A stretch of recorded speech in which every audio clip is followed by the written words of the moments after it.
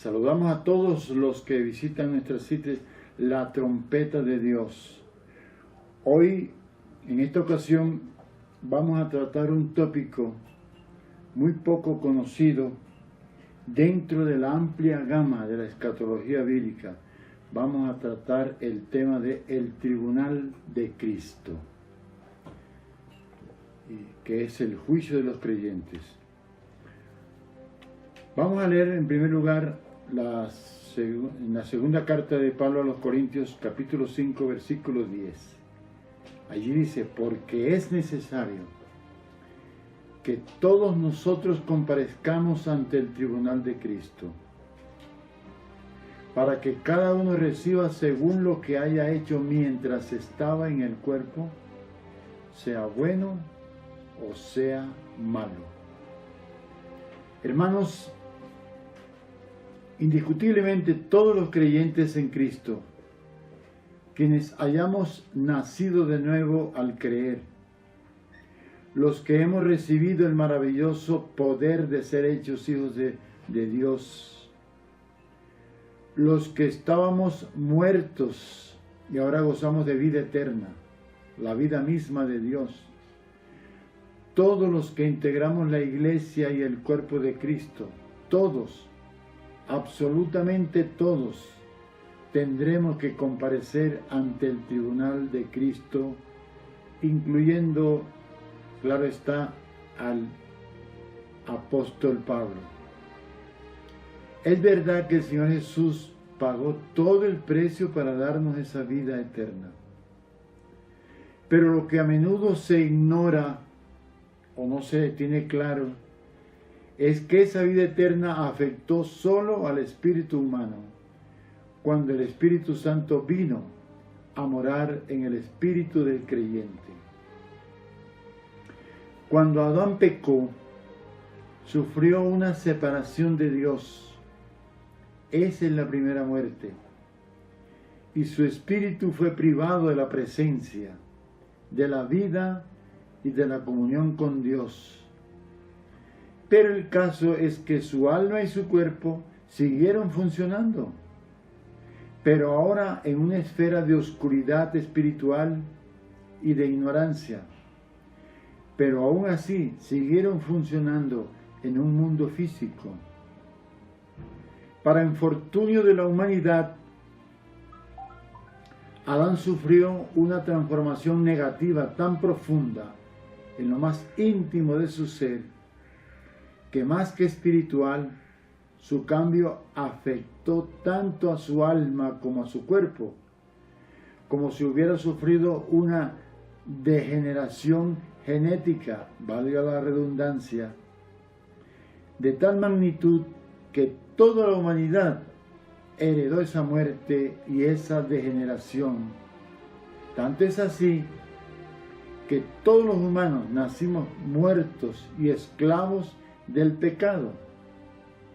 Bueno, frente a ese lastimoso hecho, Dios había previsto un plan para salvarnos de esa muerte.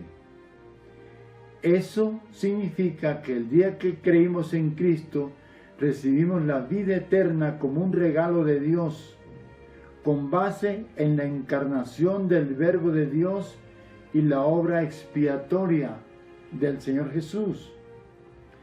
Pero lo preocupante es que el día que nacimos de nuevo, ese viejo hombre heredado de Adán continuó dentro de nosotros con todo su poder pecaminoso. Entonces, ¿cuál es la solución? Que a ese viejo hombre hay que sacarlo de nosotros. Tenemos que desvestirnos de él y procurar que nuestra vida sea gobernada por Cristo, que Él sea formado en nosotros y lleguemos a ser transformados en la imagen misma de Cristo.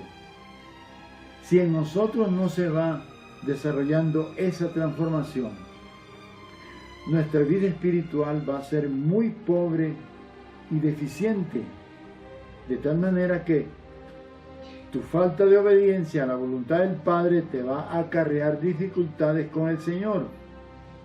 y será seriamente afectada tu entrada al reino.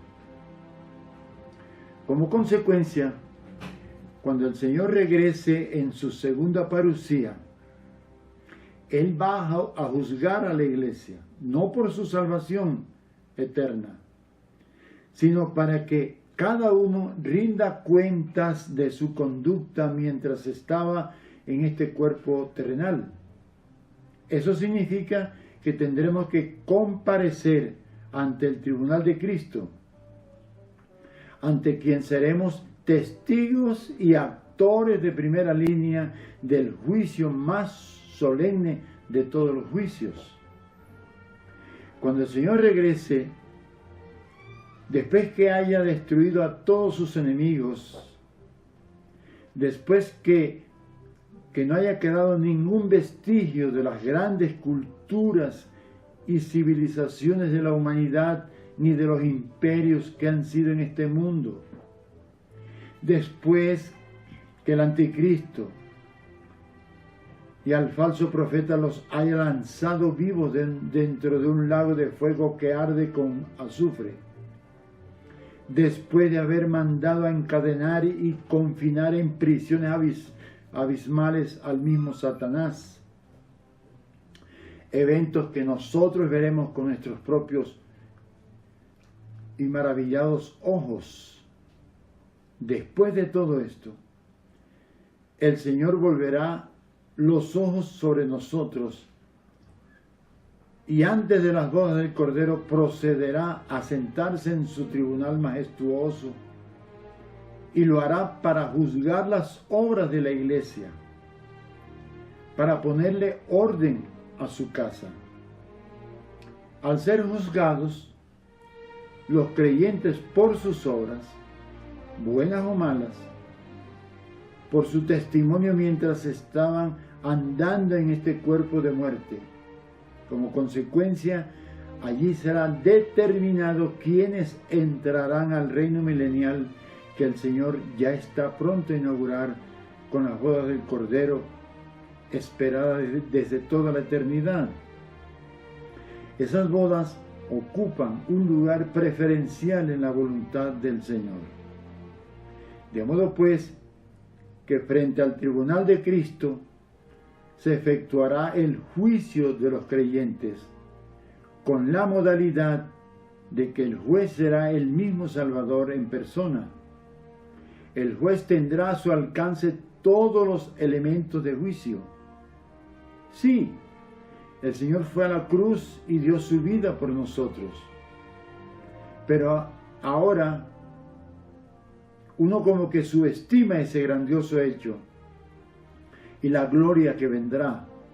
Por eso el Señor ahora no está perdiendo el tiempo respecto del cumplimiento de todos sus propósitos. Hermano, debes estar seguro de que el Señor ahora te está siguiendo los pasos. Está tomando nota de todos los detalles de tu andar, incluidos tus pensamientos, pues ahora tenemos unas reglas celestiales que obedecer y un propósito que conocer y que acatar. Y no lo hacemos, ni siquiera porque tenemos dentro de nosotros el Espíritu de Dios ansioso por ayudarnos. ¡Qué calamidad! Ahora mismo, todo esto depende no tanto de la voluntad de Dios, porque Él sí quiere hacerlo, sino de tu voluntad. Él quiere, pero tú no quieres.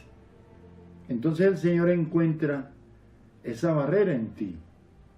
Tengamos en cuenta que Cristo, Él mismo que ahora te quiere ayudar, es el juez, y es juez, tanto de la iglesia en su venida, como del mundo 1000 años después.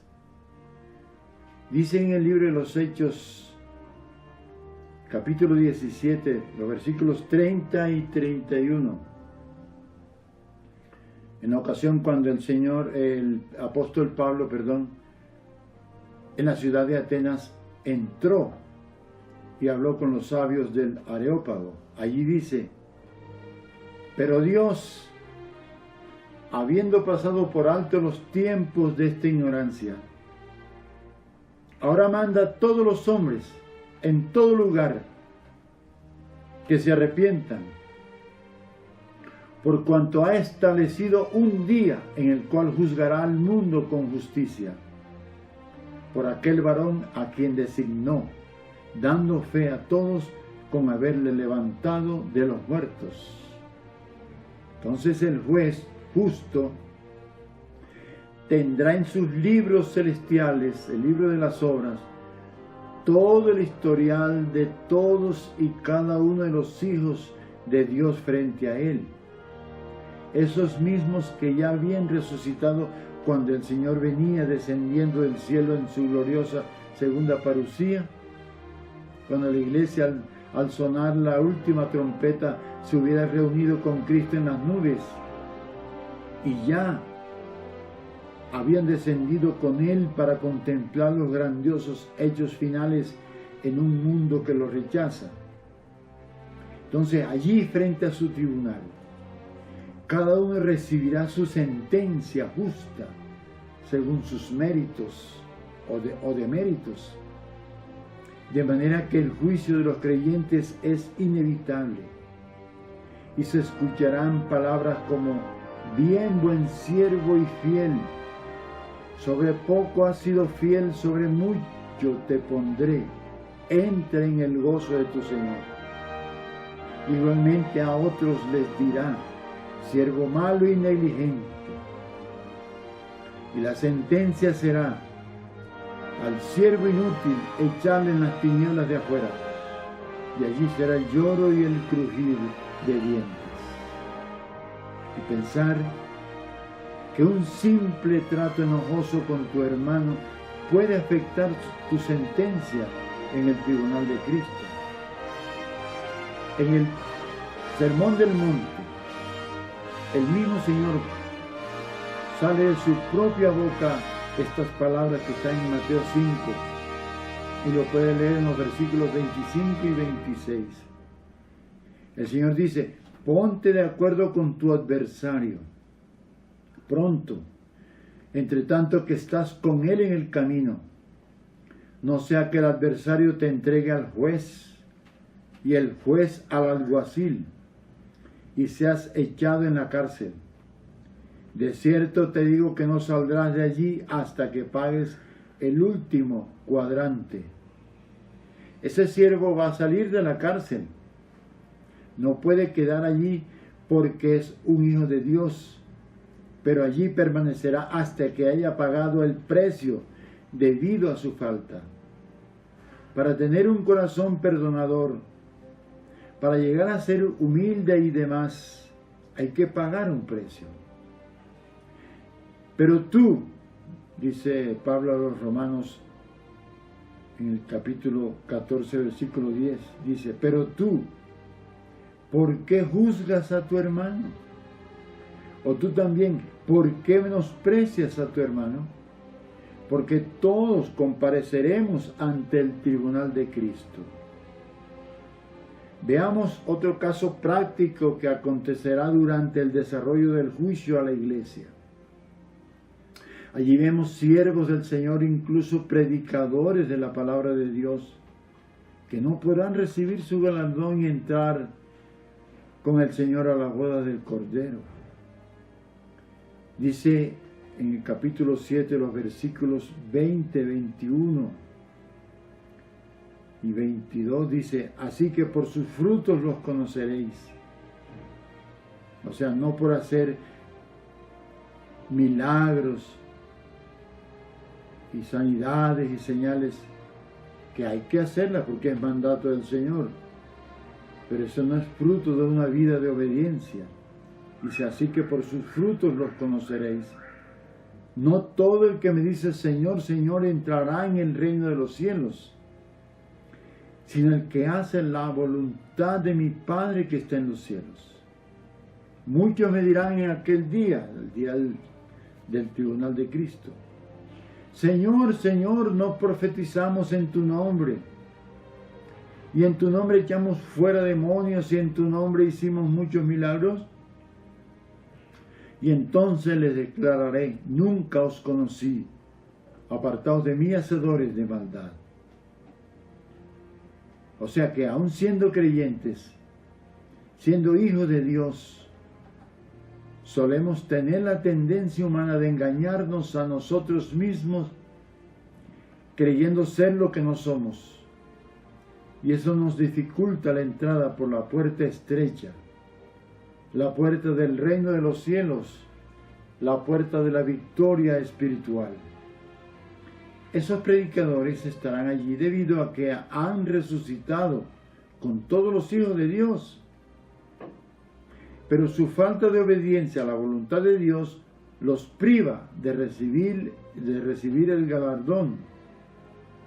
Desafortunadamente, la cristiandad, donde milita la gran mayoría de los hijos de Dios, prácticamente y conforme a la palabra de Dios, en esas estructuras religiosas le han cerrado las puertas a Cristo. Pero a pesar de eso, el Señor está avanzando a pasos agigantados en sus planes y propósitos de restaurar su iglesia a los parámetros bíblicos, como se leen en las páginas del Nuevo Testamento y en particular del libro de los Hechos y las epístolas de los apóstoles. El juicio ante el tribunal de Cristo revelará no solo mi carácter general y mis hechos más protuberantes, sino también mis palabras y hasta mis pensamientos. De lo contrario no sería un juicio justo, pues aún las cosas que consideramos de poca monta, el Señor las considera justas y caóticas. Es importante insistir que la salvación eterna es un regalo de Dios que jamás se pierde. En cambio, participar en el reino de los cielos tiene un costo. El gran galardón es Jesucristo mismo, pues gozando de su presencia podemos participar de las bodas y del reino. Pero también habla de coronas, lo cual se refiere a realidades espirituales de altura en un escenario donde todo es elevado, excelso, poderes, cualidades, peso de gloria en un mundo metafísico sin precedentes en nuestras actuales existencias, a veces cegatas. Y estos galardones se pueden perder. Dice Pablo a los Corintios en su primera carta, leemos allí en el capítulo 3, ustedes lo pueden leer más ampliamente en este capítulo, pero podamos leer del 13 al 15. En ese capítulo 3 dice, la obra, o sea, allí en ese tribunal dice, la obra de cada uno se hará manifiesta, porque el día la declarará. O sea, el día del juicio, cuando el Señor venga, va a declarar la obra de cada uno, pues por el fuego será revelada. El mismo fuego de la presencia del Señor como juez, allí será revelada la obra de cada uno, y la obra de cada uno, cual sea, el fuego la probará. Si permaneciere la obra de alguno que sobreedificó, recibirá recompensa. Y si la obra de alguno se quemare, él sufrirá pérdida. Ese cristiano que creyó que obraba según Dios, sufrirá pérdida ese día, perderá el galardón. Si bien él mismo será salvo, porque ya ha recibido un regalo de la vida eterna, pero él mismo sufrirá pérdida y será salvo, aunque así como por fuego. Una vez finalizado el juicio de la iglesia en el tribunal de Cristo, veremos la iglesia dividida en dos grandes multitudes. Por un lado, los vencedores, que como las 5 vírgenes prudentes recibirán su galardón. y entrarán con el Señor a las bodas. Y por el otro lado, una gran multitud de creyentes que, como las vírgenes insensatas, quedarán marginadas un tiempo determinado por el Señor. Son los que en las tinieblas de afuera tendrán que pagar un precio lejos del Señor en una como especie de disciplina pedagógica. Precio que el descuido, la desidia, la falta de conocimiento les impidió pagar acá en esta tierra, tomando cada uno su propia cruz y negándose a sí mismo. Porque el Señor pagó un precio en su cruz para darnos vida eterna, pero nosotros, los hijos de Dios, debemos tomar nuestra propia cruz y procurar negarnos a nosotros mismos a fin de poder andar con Cristo en santidad y edificarnos conforme el propósito del Señor. En Mateo 16, 24, el mismo Señor dice: entonces Jesús dijo a sus discípulos: si alguno quiere venir en pos de mí, niéguese a sí mismo y tome su cruz y sígame. Es sumamente importante repetir que en el tribunal de Cristo no se estará juzgando la salvación del creyente. Nuestra vida eterna no entrará en juego en ese escenario ni en ninguno. Lo que el Señor pondrá en el tapete es tu posición, tu obediencia, tu testimonio mientras vivas en este mundo, donde el Señor espera que en todos se opere una verdadera entrega total. Aún así, nada ni nadie nos podrá separar del amor de Dios, que es en Cristo Jesús, Señor nuestro, conforme lo dice en Romanos 8, 38 y 39. Dios quiere que valoremos en lo posible la grandiosidad de la salvación que nos ha dado. Mientras estamos en este cuerpo, revisemos si nuestra conducta terrenal es deficiente. Dice en Gálatas 6, 7 y 8, no os engañéis, Dios no puede ser burlado, pues todo lo que el hombre sembrare, eso también segará. Porque el que siembra para su carne, de la carne segará corrupción, mas el que siembra para el Espíritu, del Espíritu segará vida eterna. Hermano cristiano, en este momento de tu vida, ¿cuáles son tus especiales intereses? ¿En qué tienes fincadas tus más amadas esperanzas? Ten en cuenta que Dios no trabaja en ti, en tu progreso espiritual, sin consultar con tu voluntad.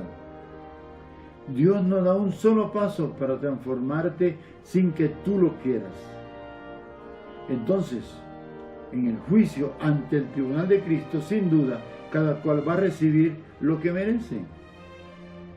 En medio de todo esto, el colofón es que es preocupante que la Iglesia del Señor Jesucristo ignore el hecho real, revelado, escatológico del tribunal de Cristo. Pero considero que lo más grave es que aún conociendo este hecho escatológico, se siga subestimándolo, como si se tuviera la frívola esperanza de que haya la posibilidad, aunque sea remota, de librarse de una sentencia funesta, y que mientras tanto podemos seguir siendo simples religiosos.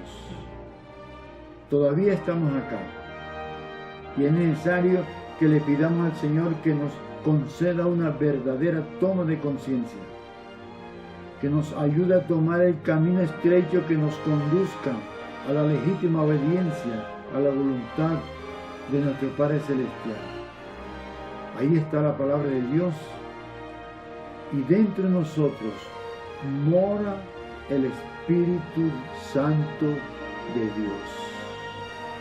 Muchas gracias.